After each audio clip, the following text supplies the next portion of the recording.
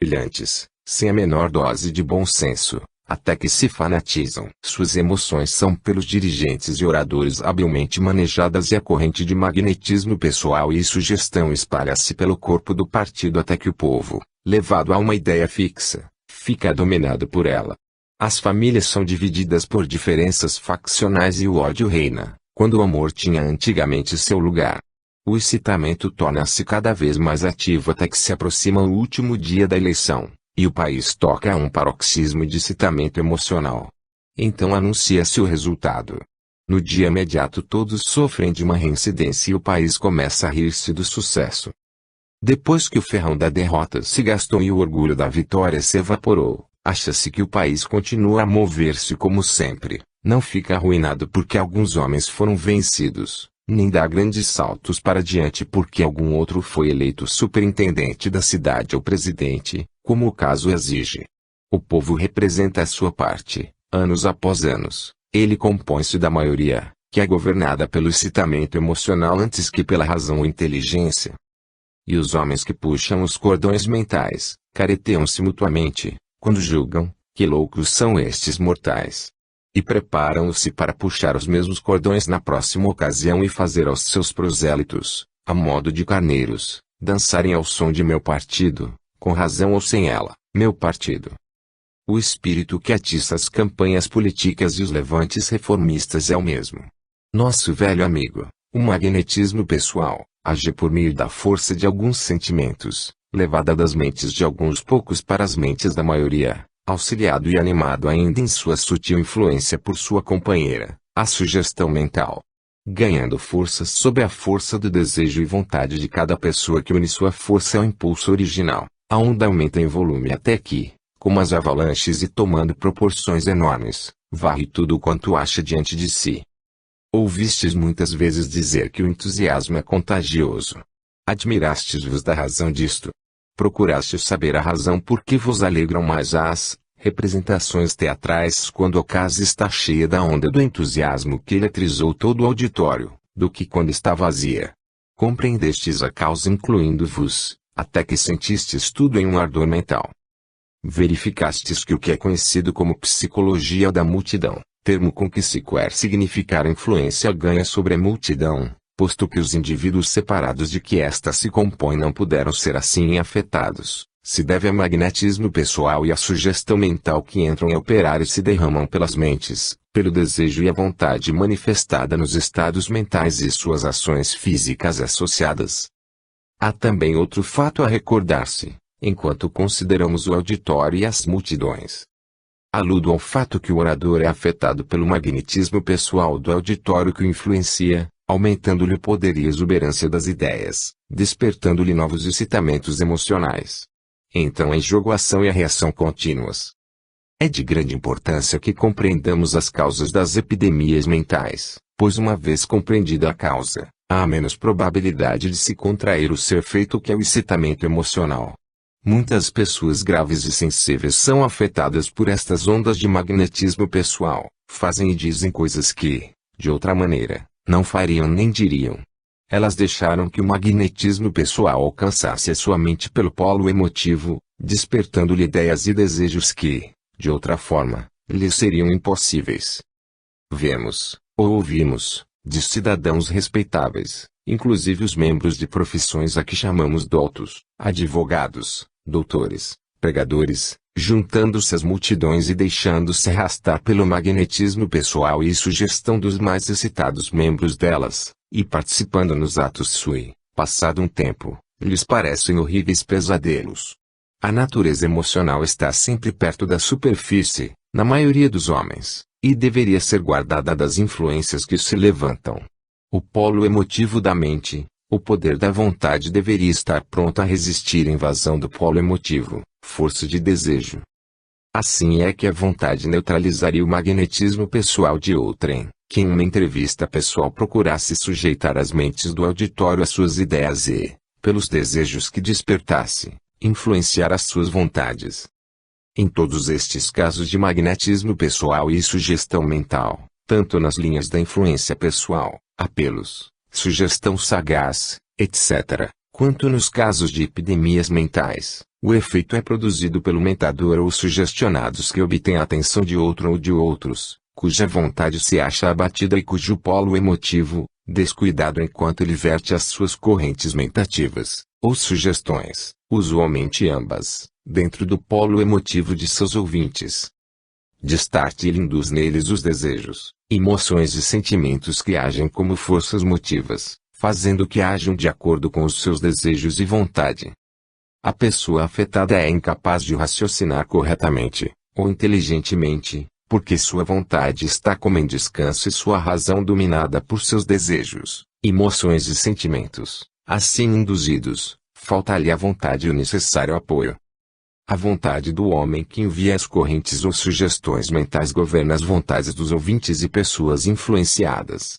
No caso de contágio mental largamente espalhado, a influência se derrama de mente em mente, pelas mesmas linhas e conforme as mesmas leis.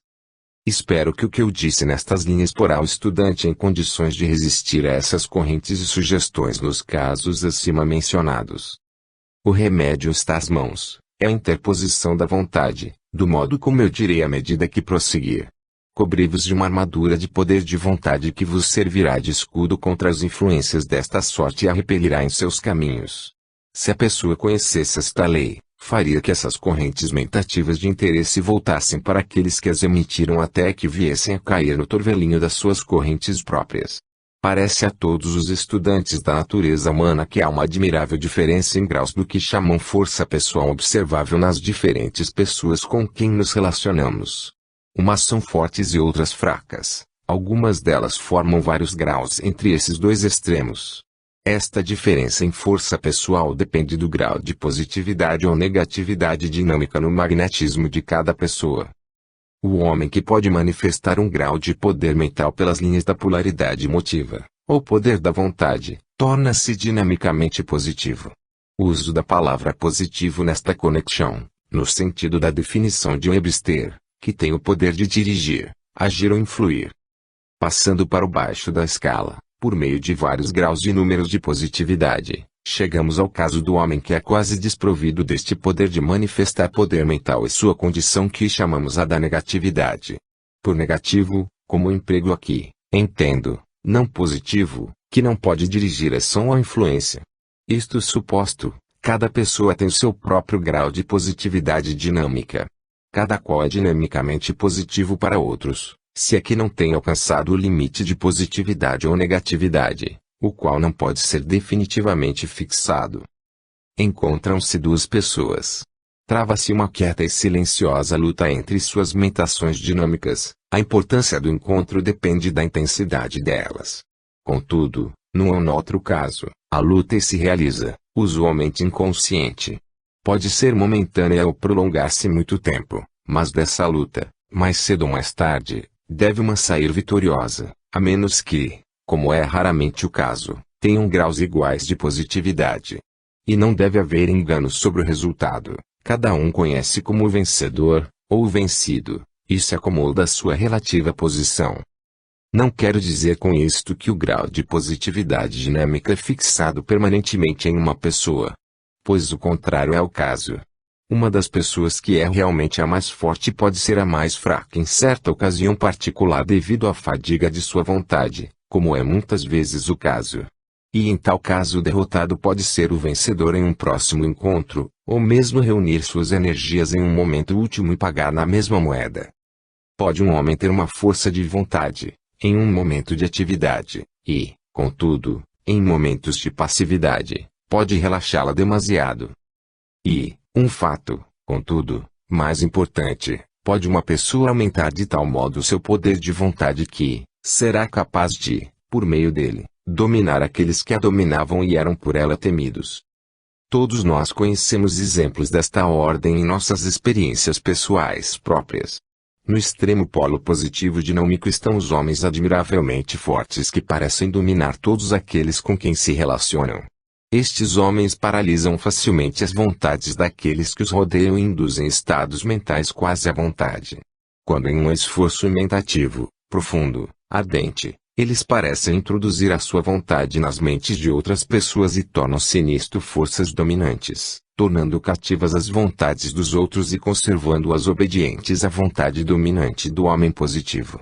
Tais homens são, sem dúvida, raros e, em qualquer tempo que existam, deixam um forte sinal na história de seus tempos, geral ou local. Não gosto de citar Napoleão Bonaparte como um exemplo, porque serviu de ilustrar quase todos.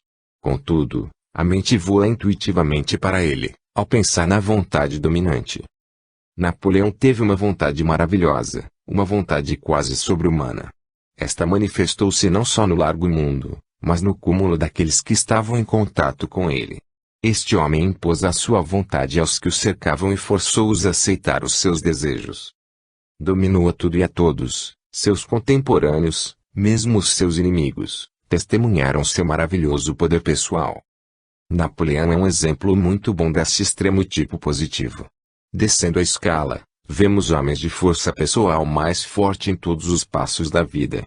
Estes homens desempenharam antigamente a parte de guerreiros ou dominadores de remos, mas a importância aumentada da vida comercial nos negócios do mundo produziu e desenvolveu-lhes um novo tipo destes homens positivos que hoje se mostram como reis de indústria, figuras proeminentes em finanças rápidas, diretores dos grandes trusts de seu país e de outros. Um pouco mais abaixo na escala da força pessoal encontramos homens de poder notável, mas pouco menos fortes que o daqueles mencionados acima.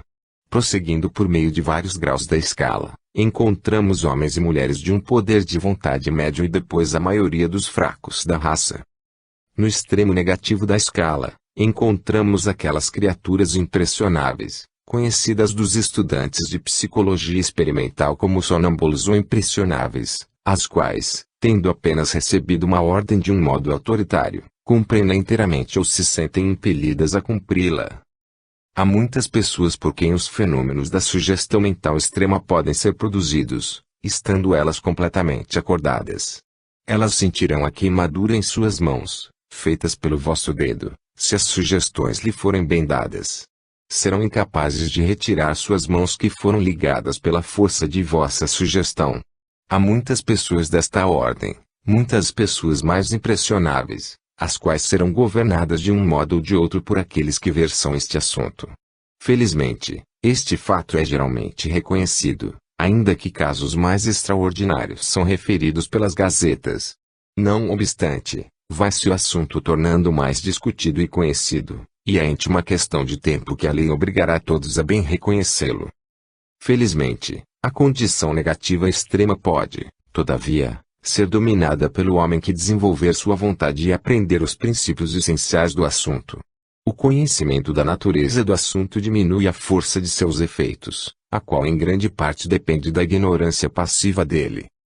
Instrui diretamente a um homem e ele será capaz de interpor a sua resistência. Todos têm seu lugar, na escala com possibilidades de aumentar sua posição. O magnetismo pessoal tem íntima semelhança com o que, antigamente, se chamou com frequência fascinação mental. Fascinação significa o ato de fascinar ou estado de ser fascinado. A palavra fascinar deriva do latim fascinares que significa encantar, enfeitiçar, seduzir pelo olhar ou pela palavra, cativar, atrair, etc. Fascinium significa encantamento, quebranto, malefício, mal-olhado, etc. A definição do termo fascinar é como segue: agir por algum poder ou influência irresistível, influenciar por um encanto irresistível, reduzir ou excitar, irresistivelmente ou poderosamente, influenciar a imaginação, razão ou vontade de outro, de um modo irresistível, encantar, cativar ou seduzir poderosamente ou irresistivelmente. A definição acima se baseia na maioria dos melhores dicionários e apresenta a essência da ideia encerrada na palavra. Nesta obra emprego o termo magnetismo pessoal no sentido de a ação do poder mental tendendo a influenciar poderosamente a imaginação, desejo ou vontade de outrem. Esta é a definição lata que inclui todos os fenômenos variados. Capítulo 10. Exemplos de mentação dinâmica.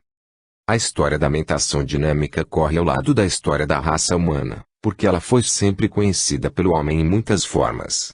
Vindo de envolta com outras heranças de forma até mais baixa do primeiro homem, foi usada desde o princípio. Suas formas, As mais precoces foram idênticas ao seu emprego pelos animais inferiores, tais como foram mencionadas no primeiro capítulo. As mentes positivas da raça influenciaram e dominaram as mais negativas. Sem conhecimento desta lei, os bárbaros positivos descobriram que possuíam poder mais forte de induzir estados mentais entre os seus companheiros negativos e foram assim capazes de impor aos outros a sua vontade. Muitos dos chefes das raças bárbaras deveram as suas posições de proeminência e primazia a esta lei de indução mental. Mas com a supremacia dos diretores da raça manifestou-se outra semelhante em poder e influência, a dos padres. Todas as raças tiveram seus padres e os têm hoje. Um padre é um homem, cujo ofício é o de mediador entre os homens e suas divindades. Um homem que pretende representar as entidades sobrenaturais em suas relações com os homens.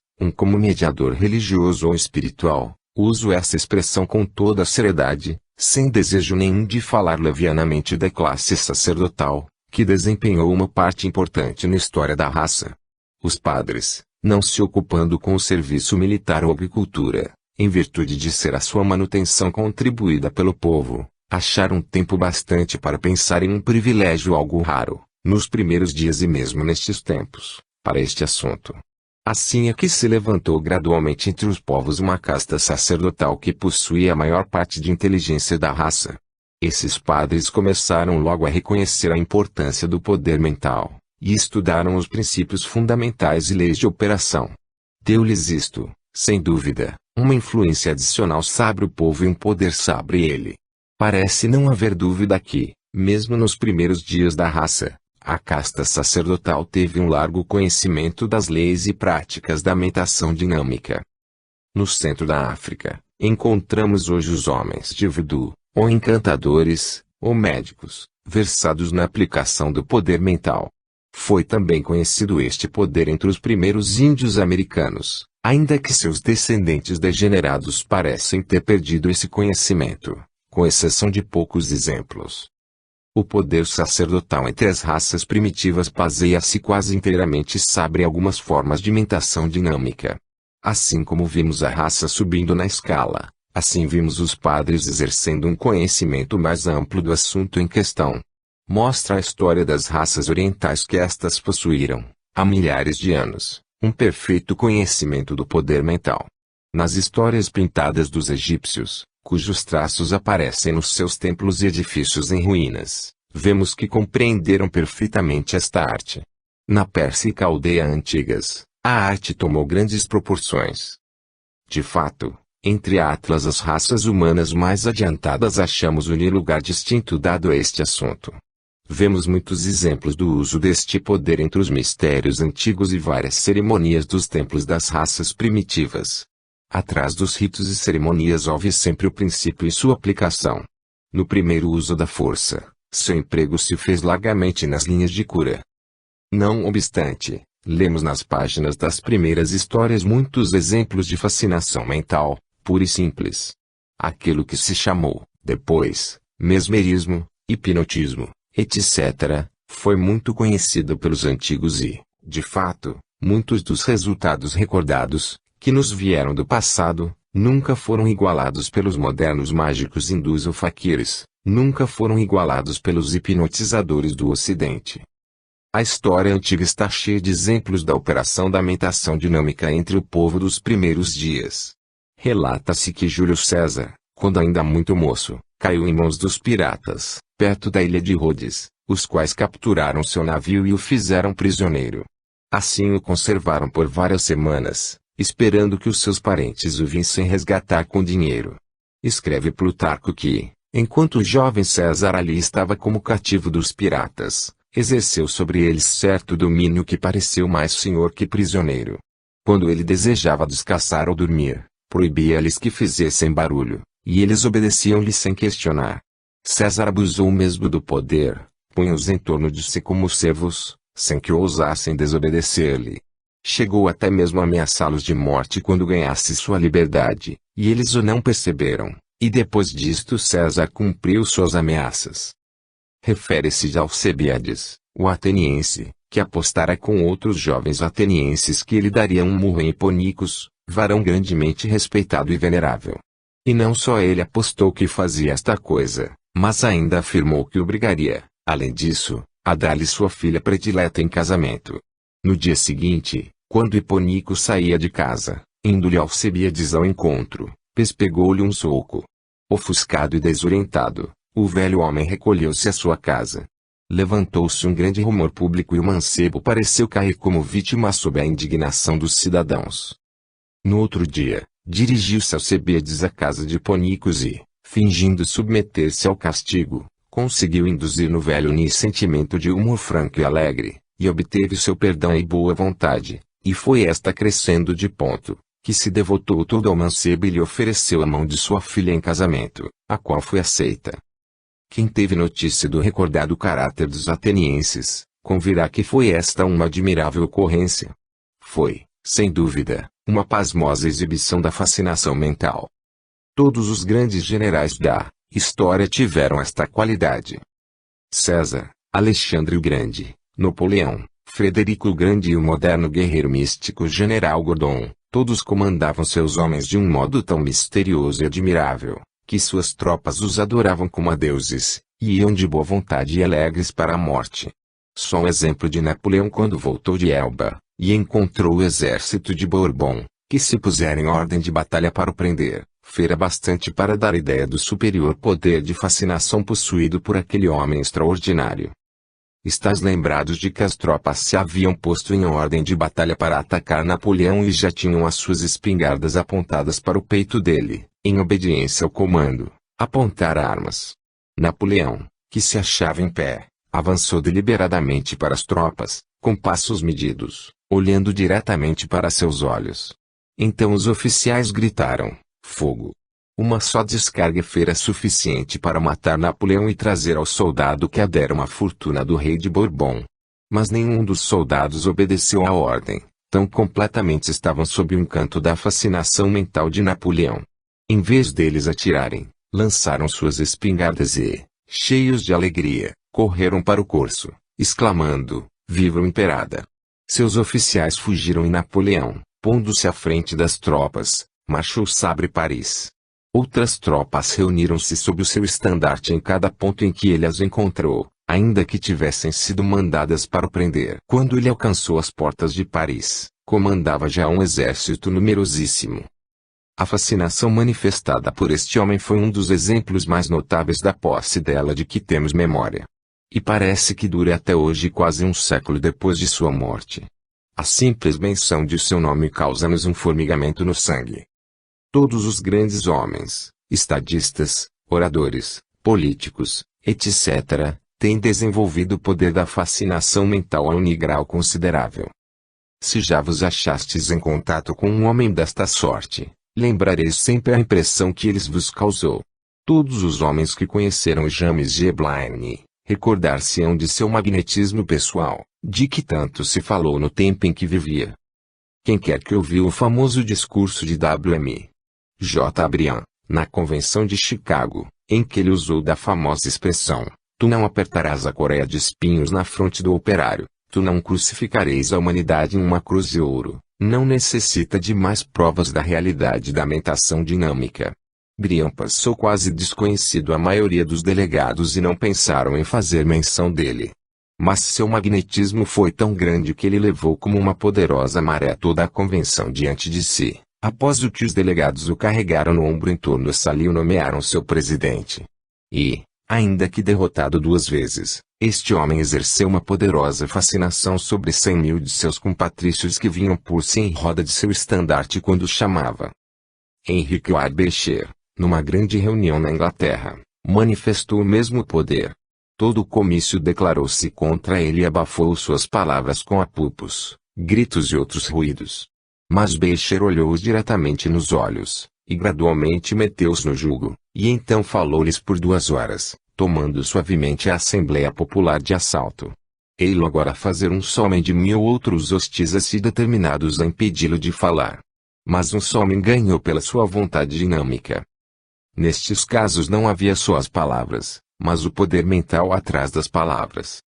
Refere Tottergill os seguintes notáveis incidentes na vida de Hugo, bispo de Lincoln, os quais são outra ilustração da fase de mentação dinâmica. Nenhuma exibição de heroísmo houve, sem dúvida mais notável do que Hugo, bispo de Lincoln, quando resistiu a Ricardo Coração de Leão, na igreja de Roche-Dandely. No prosseguimento da guerra em Normandia, pediu Ricardo mais auxílio dos seus barões, e o bispo recusou enviar mais homens. A sede de Lincoln restringia-se ao serviço militar e o admitia, mas somente dentro dos 4 mares da Bretanha. Ricardo não era um homem de se contrariar facilmente, e Hugo foi citado a comparecer em Normandia. Tão agastado ficou o rei contra o pai espiritual, par do reino, que, quando este se apresentou em Normandia, para responder à acusação que se lhe fez, 2 barões serviçais foram a ele e fizeram-lhe ver a necessidade urgente de enviar ao rei uma mensagem conciliatória antes de entrar à sua presença. O bispo declinou o conselho. Estava o rei sentado sobre uma pilha, quando o prelado entrou e, apesar do sobressalto do monarca, disse: "Beija-me, meu senhor rei." O rei voltou-se e afastou a sua face. Hugo sacudiu e instou no seu pedido. "Tu não o mereces", bradou o rei furiosamente. "Mereço-o", insistiu o prelado, e sacudiu-o mais fortemente. O rei cedeu e deu o beijo, e o bispo passou calmamente a tomar parte no serviço. Unir a simples indiferença à morte nunca poderia ter produzido tal resultado. Houve algo mais. Além de não ter totalmente receio, o bispo Hugo possuía um poder de vontade de caráter mais extraordinário, de que se recordam vários exemplos. Não só ele encarou o rei e justificou sua recusa ao auxílio de homem na Câmara do Conselho depois disto, mas foi além, repreendeu por infidelidade a rainha. O leão foi domado por um momento. O rei não conhecia nada, mas refreava suas paixões, observando depois que, se todos os bispos fossem como meu senhor de Lincoln, nenhum príncipe poderia levantar a cabeça no meio deles. Tal é a história contada por Freud. Contudo, Ricardo não era homem que permitisse se tomasse consigo uma liberdade, como se mostra em toda sua história. Hugo foi um notável exemplo do que pode fazer o poder da vontade, que outra história se relata dele. O rei Henrique Plantagenet fez Hugo bispo de Lincoln, contudo, pouco tempo depois, pedindo-lhe o rei uma cadeira de cônego prebendado para um valido, foi-lhe negada. Tinha já Hugo, uma vez, arrostado a sua ira e, apesar do episódio de Thomas Becket, ficou o rei horrivelmente contrariado. Estava Henrique com sua comitiva em Woodstock Park, sentado no chão, procurando reparar a sua luva, quando o bispo se aproximou dele. O rei não fez caso do seu par espiritual. Passado um breve tempo, Hugo, afastando a um conde de seu lugar, tomou assento ao lado do rei. Vigiando o procedimento real, observou: "Vossa Alteza me faz lembrar vossos primos em Falaise." Era Falaise famosa por suas obras de couro e foi em Falaise que o duque Roberto encontrou-se com Arlota, filha do curtidor, a mãe de Guilherme o Conquistador. Esta referência a seus antepassados foi demasiada para o rei, que, na discussão que se seguiu, ficou completamente vencido. Podemos duvidar da existência da força sutil do poder mental nos citados exemplos. Consideremos este homem como um real indivíduo de coragem, sem o que ele não fora bem-sucedido. Capítulo 11. Individualidade dinâmica. A fim de ilustrar as qualidades pessoais do homem positivamente dinâmico ao longo das linhas da influência pessoal, continuarei a descrever essas qualidades como existentes em uma pessoa quem chamaria individualidade dinâmica. Consideremos este homem como um real indivíduo existente em nosso modo de encará-lo. Deveis procurar imaginá-lo assim, a fim de bem compreenderdes suas qualidades. Ele é um verdadeiro homem positivo, magneticamente um dos exemplos de um negociante forte, vigoroso, em trato e relações constantes com o povo. Vejamos como tal homem age, fala, olha, move e se porta. Em primeiro lugar, consideremos sua aparência. Pode ser alto ou baixo, escuro ou claro, corpulento ou delgado, estas coisas não se calculam. Mas notai isto, quaisquer que sejam os característicos já mencionados que ele possa ter ou deixar de ter, possui um certo ar em torno de si, uma atmosfera simpática, que todos podem reconhecer, uma vez que o viram em alguém. A figura principal acerca deste ar da individualidade dinâmica é sua sugestão de confiança própria e valor. Nosso homem parece ter a certeza de um poder interno e força ao seu dispor. Não um ar violento, de importância pessoal manifestada pelos imitadores vulgares de nosso homem, mas uma consciência calma, moderada, tranquila, de força e confiança própria. Nosso homem parece sentir que há alguma coisa em si, a qual lhe dá uma força e firmeza desconhecidas para a maioria das pessoas. Todo homem desta sorte tem esta consciência íntima, e eu vos direi o que é. Como eu disse no primeiro capítulo, existe em a natureza um princípio mental dinâmico, universal. Neste princípio, cada indivíduo é um centro de poder. Este princípio dinâmico, em suas manifestações exteriores de um polo de sua energia assemelha-se, pelo menos, com a vontade universal. Isto é, conquanto a sua natureza interna não possa ser conhecida, contudo, no aspecto exterior de um de seus polos de energia, parece-se com a vontade universal em operação por toda parte. Assim, pois, estamos justificados em nosso juízo sobre ele, como poder de vontade universal. Um homem torna-se mais positivo, em mentação dinâmica, quanto mais se relaciona com a vontade universal. À medida que mais se aproxima da vontade universal, mais positivo se faz. É um caso de ação e reação. Para aquele que tem será dado ainda mais, pertence a este caso. A qualidade da positividade dinâmica atrai-vos à vontade universal, e a aproximação à vontade torna-vos cada vez mais positivos. Mas há isto a notar-se em relação com essa verdade. Quando um homem sente o sentido do poder que emana de sua relação mental com a vontade universal, e deixa a energia fluir por todo o seu ser e manifestar-se em atos, tem atrás disso um reservatório de poder de vontade inexaurível, que nunca falha.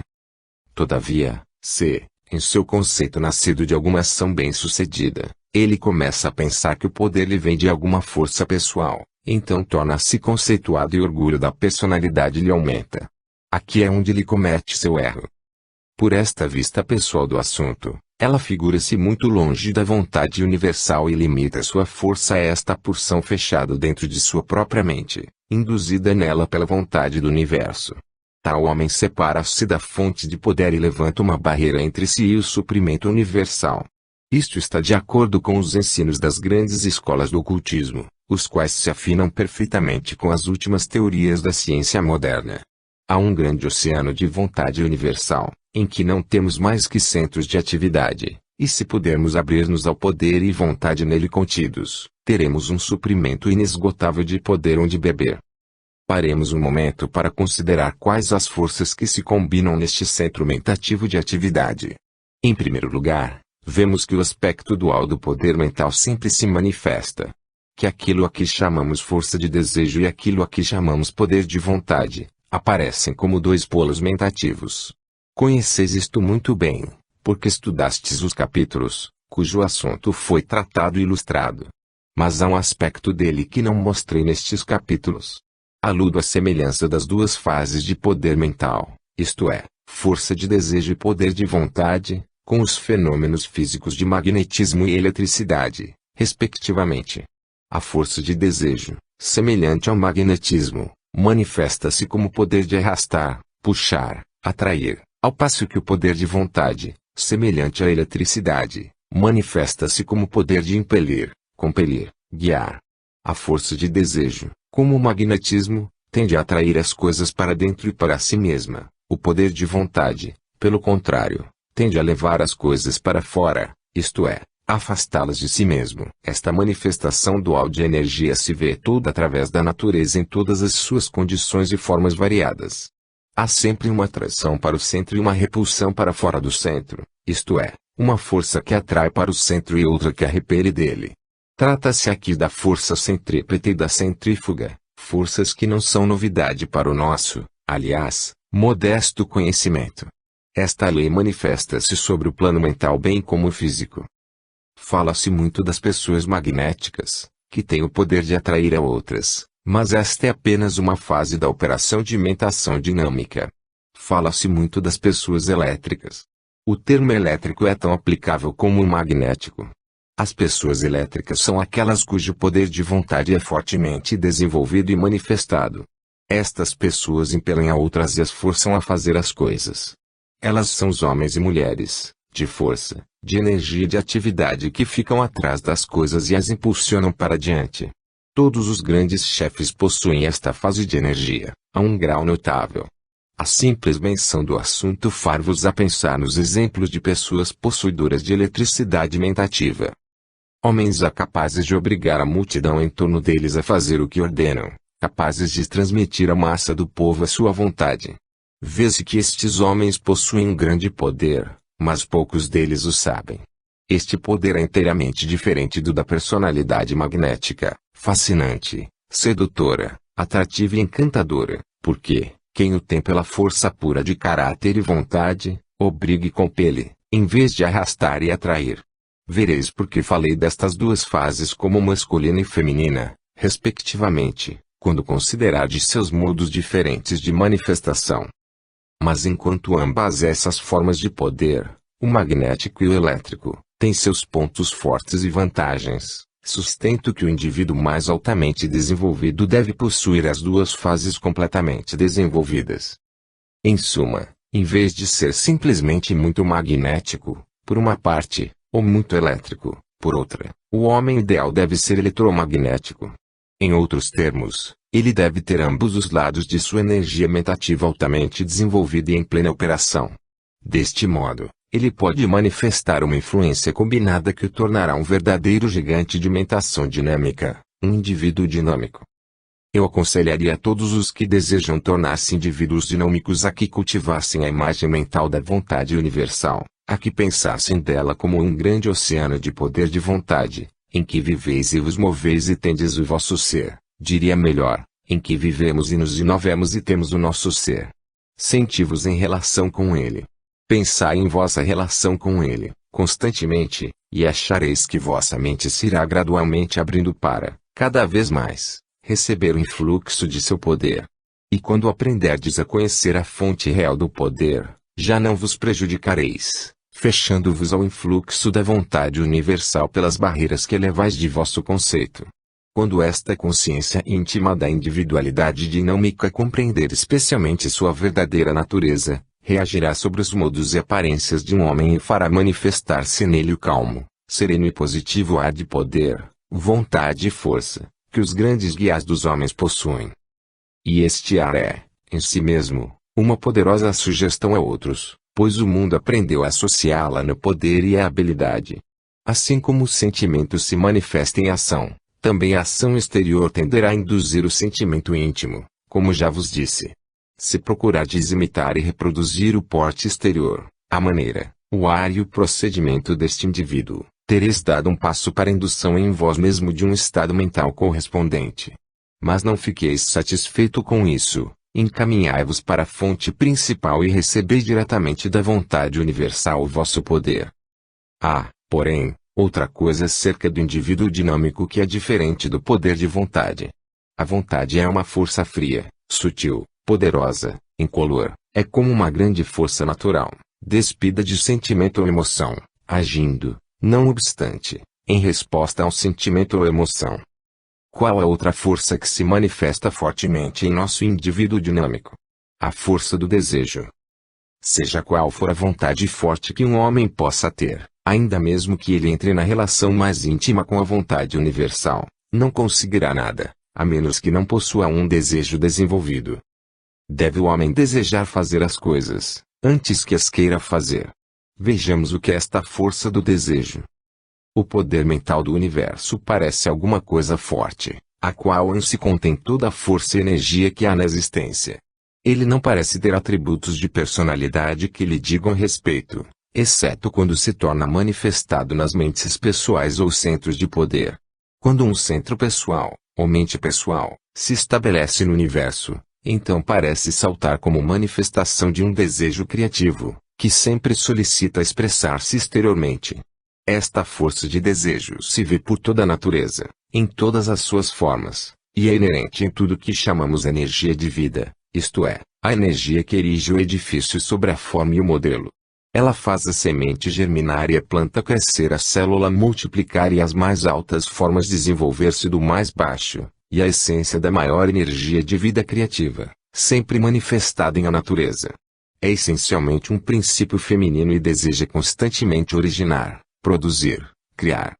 Excita a vontade de agir, e nunca se satisfaz, a menos que perfaça sua obra criadora, mental ou física. Há pessoas que parecem possuir muito pouco da força de desejo, exceto no plano físico. Seu plano mental manifesta muito pouco desta força e, consequentemente, fazem pouco ou quase nada da obra do mundo, simplesmente sustentam os desejos de outros. Há, porém, umas que têm esta força manifestada mais fortemente que outras. São possuidoras de uma força de desejo ardente, viva, que as impele a fazer as coisas. Isto é, uma força que as enche de desejos veementes, ao longo das linhas de criação, uma força que está sempre exigindo satisfação. Os homens e mulheres fortes do mundo têm esta força de desejo altamente desenvolvida, e seu esforço para expressão é o que as faz completar as coisas. Agora, não vos enganeis. Este desejo não está sempre na direção das coisas devidas, mas antes na direção de fazer coisas. Verdade é que quando alguém deseja ao longo da linha de acumulação, a força inclina-se nessa direção, mas pode ser menos nessa direção e, neste caso, a acumulação será um mero incidente do fazer. Nosso indivíduo dinâmico tem grande quantidade de força de desejo dentro em si. Ele deseja fazer certas coisas, e quer fazê-las bem. Deseja chegar a certos fins Seu desejo se torna uma força tão ardente, tão acesa, que desperta o desejo em todos os que o cercam, e, ao mesmo tempo, incita a sua própria vontade em ação. Sua força de desejo combina com sua vontade. E coisas admiráveis se completam. Quando chegardes ao contato com um homem de desejo intenso, sentireis perfeitamente a força emanar dele. Nosso indivíduo dinâmico aprendeu a concentrar sua força de desejo. Desejando alguma coisa particular, ele esquece-se das menores e procura atrair para si a coisa almejada com intensa alegria. A vontade lança a força, impele e compele, com grande impulso. A força de desejo atrai, induz, chama para o lado de alguém com irresistível abalo.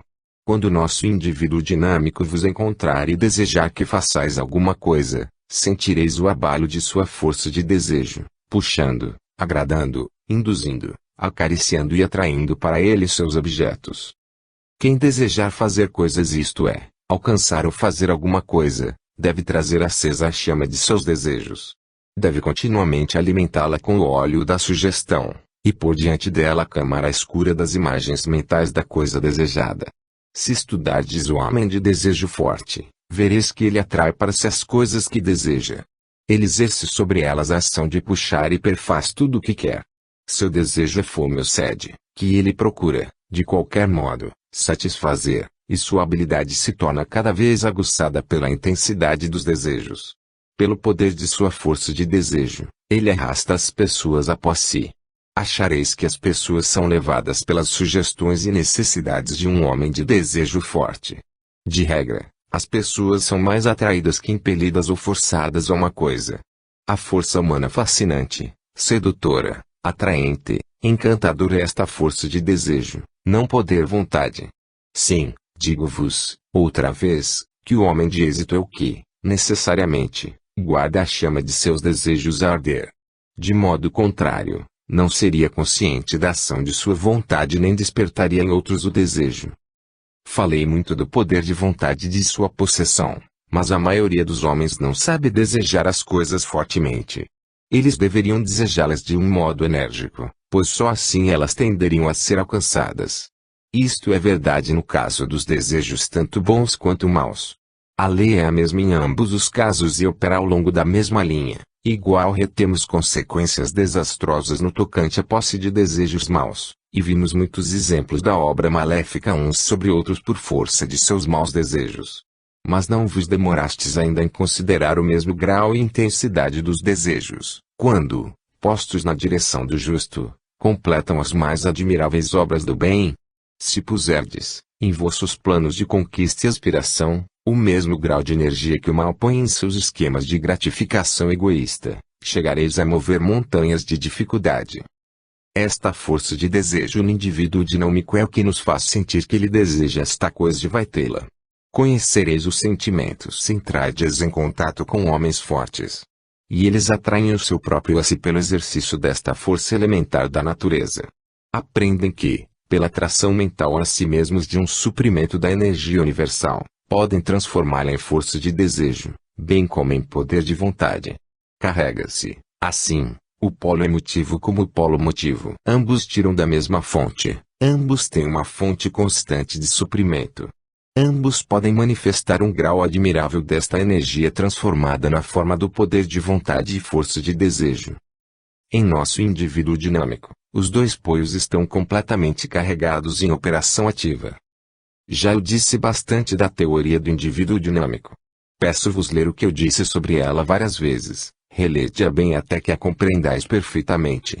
Depois, aconselho-vos a que vos entregueis à obra prática e exercícios calculados, a fim de se desenvolverem em vós as qualidades desse indivíduo. Supondo que considerastes cuidadosamente o que eu disse, peço-vos fazer os seguintes exercícios, etc.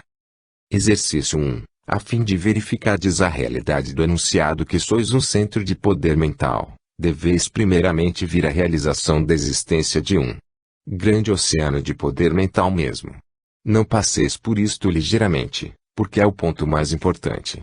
Deveis começar a criar uma imagem mental do universo como um grande oceano de poder mental, ativo, com vida, força e poder vibrando. Procurai fazer esta imagem mental tão clara que possais vê-la com os olhos de vossa mente, e até que para vós se realize. Figurai-vos a vós mesmos como só no universo e rodeado por todos os lados deste mar de energia ou poder, pulsando e vibrando. Vede que este poder está encerrado neste oceano e que o oceano existe em toda parte. Vedai a entrada em vosso campo mental a outras pessoas, coisas ou condições. Imaginai-vos como só no grande oceano de poder.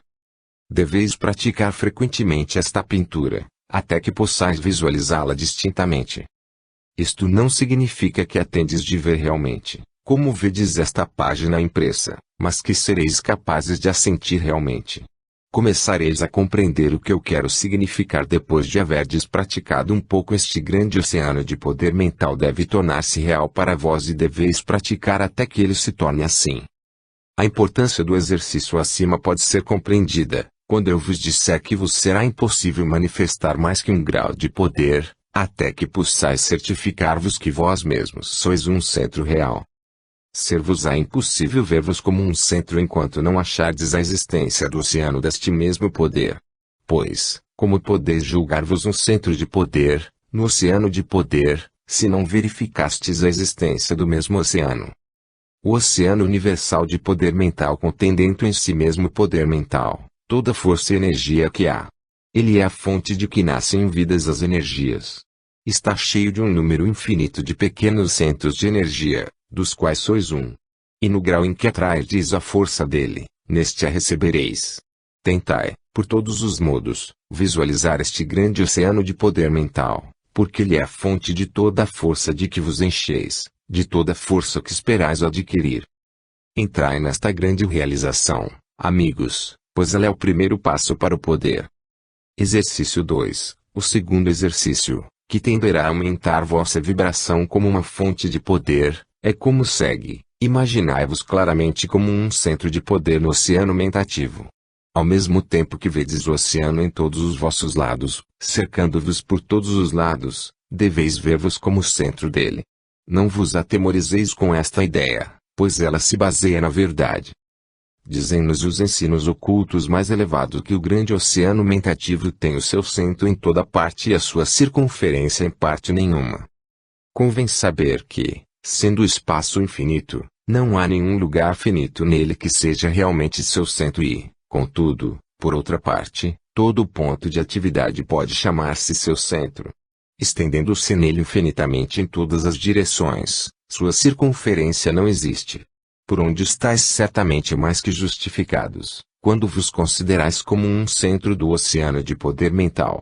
Todo indivíduo dinâmico é um centro e tem o seu mundo em circulação e revolução em redor de si. Alguns têm um pequeno mundo, outros os têm maiores. Centros tão poderosos e exaltados, que a mente humana não pode alcançar a importância deles.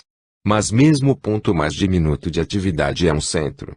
Não hesiteis, mas começai a formar uma imagem de vós mesmos como um centro de poder. Fazei este exercício até que vos possais sentir claramente como um centro de poder. Deveis aprender a julgar-vos como um ponto focal de força no grande oceano de poder mental. Assim como a grande massa de eletricidade se manifesta em pequenos pontos de atividade, assim o poder mental se expressa em vós, que sois um ponto de atividade dentro dele.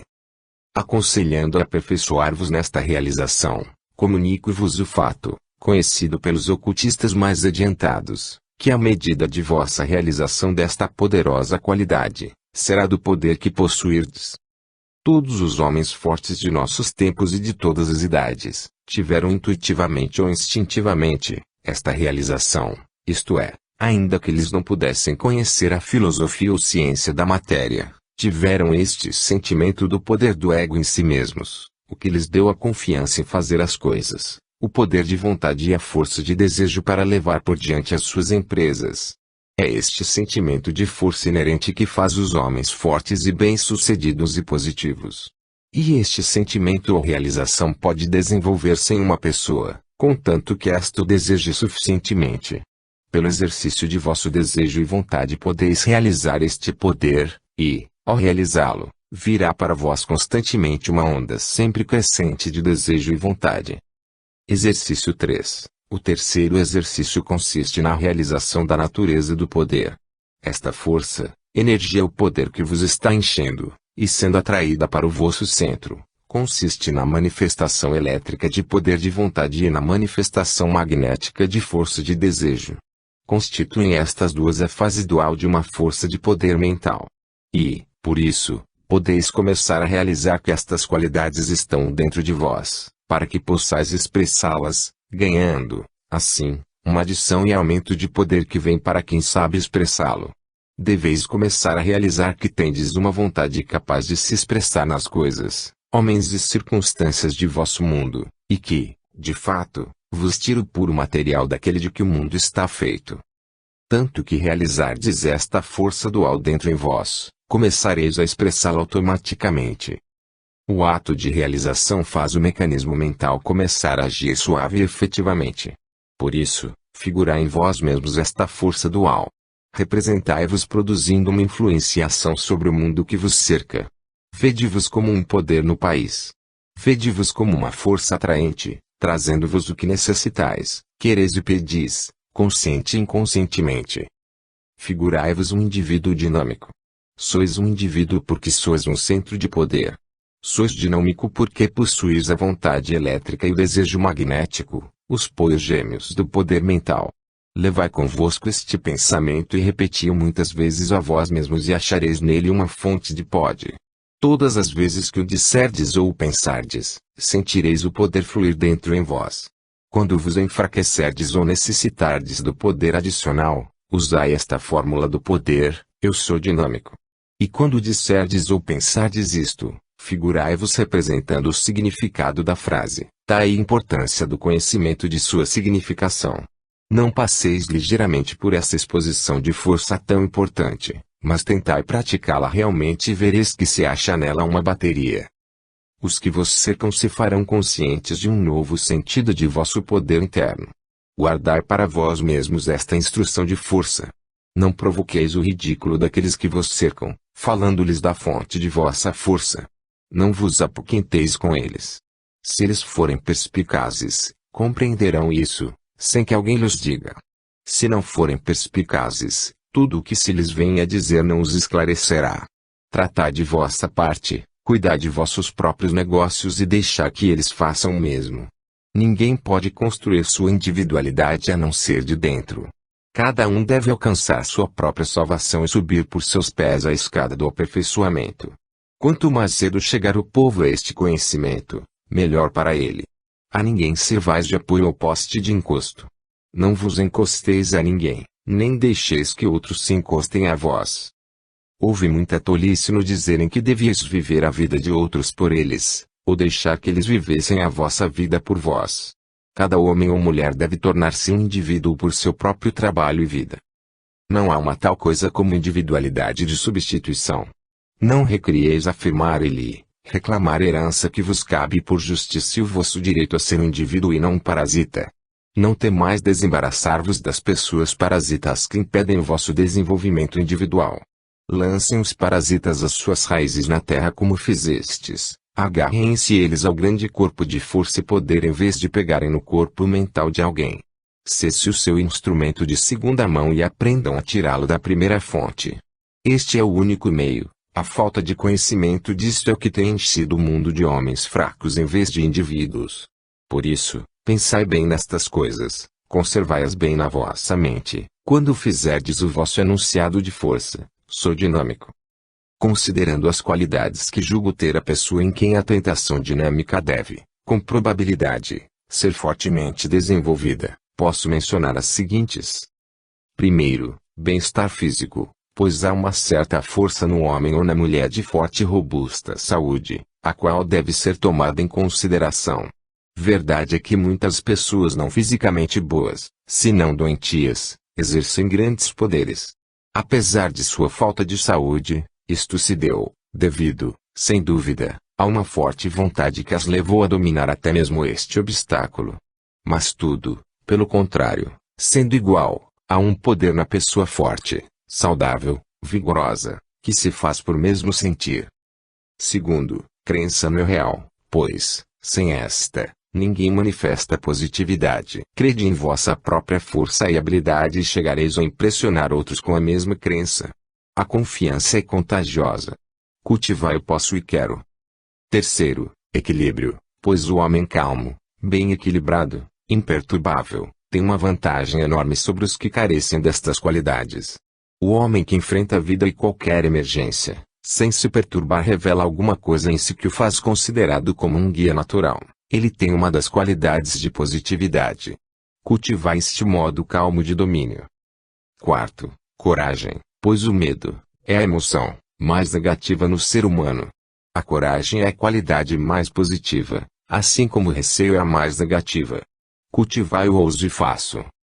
Quinto, concentração, pois esta centralização reúne o poder de vontade sobre um objeto. Fazei uma só coisa a um tempo e fazei-a com todo o poder que há em vós. Sexto, fixação de propósito, pois deveis aprender a conhecer o que necessitais fazer, e então meter mãos à obra, até que fique completo. Cultivai a qualidade de bulldog, firmeza, persistência, ela é necessária. Aos que reconhecem a necessidade das qualidades mencionadas acima e que as não possuem, recomendo o estudo cuidadoso e aplicação determinada dos princípios estabelecidos nos capítulos deste livro, intitulados Arquitetura Mental, Confiança em Si Mesmo e Edificação Mental, respectivamente. Capítulo 12. Atmosfera Mental. Nosso indivíduo dinâmico coloca-se em uma atitude receptivamente para a grande vontade universal, e em uma atitude positiva para tudo mais. Deste modo, ele torna-se um centro ativo de força, que se manifesta a todos os que com ele se relacionam. Pode não verificar o que faz e desconhecer a verdade que aqui referimos, contudo sente que se acha em contato com algo que o auxilia e assiste e lhe comunica vigor e força dinâmica. Pode falar de sua boa ou má estrela ou julgar-se em segredo especialmente favorecido pela providência, e esta é uma crença secreta da maioria dos homens bem-sucedidos. Mas permanece o fato que todos os homens positivos e de êxito feliz sentem, apesar de tudo, que alguma coisa os protege. E esta crença toma forma em ação e faz que tais homens manifestem este ar de poder calmo, positivo e de notável confiança própria, em todos os casos. Vereis prontamente, do que eu disse, que as atmosferas pessoais das pessoas dependem do caráter de seus estados mentais, e são resultado das correntes mentais que delas emanam. Toda pessoa tem sua aura mentativa própria ou corpo de energia mentativa radiante, que flui dele em todas as direções. Estas atmosferas mentativas afetam as pessoas com quem se relacionam ou entram em contatos que as têm. Conheceis pessoas que, parece, levam consigo uma atmosfera de sentimento que afeta um quarto cheio de homens, ou mesmo um edifício. Esta atmosfera pode ser positiva ou negativa em seus efeitos, isto é, estimular ou reprimir. Todas estas coisas tomam origem do modo que eu já mencionei. De Raquel, a grande atriz francesa, diziam que, ainda que não fosse bela de face e forma, Contudo possuía este indescritível encanto pessoal que fazia com que todos a considerassem como uma formosa mulher, tão grande era o seu encanto fascinador. Aquilo a que chamam magnetismo pessoal, como distinto de força pessoal, consiste nesta atmosfera mental ou energia mentativa radiante, que induz em todos os que se acham dentro de seu campo um sentimento de emoção ou vibração semelhante. O encanto da pessoa fascinante é causado do mesmo modo. É tudo obra de correntes mentativas induzindo sentimentos